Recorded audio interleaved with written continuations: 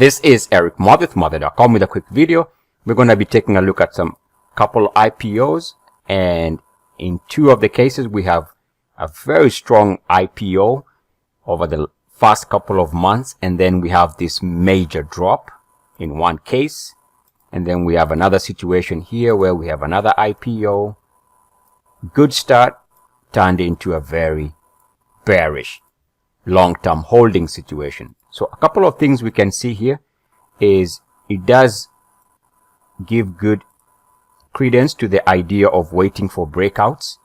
We can see once we got this breakout here, the stock had a chance, or you might have a chance to ride part of this up move just by waiting for the breakout here. And we can see the same thing, and all these are weekly charts. This is a 5-year weekly chart. We can see that there was a breakout here as far as GoPro is concerned, and that breakout was good enough to capture part of the upside here. Now that is not the reason for this video. Actually, the reason for the video is how we can avoid to be part of this great run, yet avoid this very disastrous down move. How do we avoid this? This is a stock that was trading at some point at 95, now trading under 5. That's a big drop. And we can see here stock that at some point intraday was trading at 300, now trading under $32. So a massive drop. So just like we saw with breakouts, one of the things that we can do is watch out for breakdowns. Here we can see after a period of consolidation, there was a breakdown. This breakdown was a warning sign that there was decent odds of lower prices. And then there's another break, and I'm basing this on weekly closing lows. We have a break here, and we have another break again here. So clearly we can see one of the ways we can avoid being part of this type of massive reversals for any instrument is to be very vigilant of areas where we see new weekly price breaks.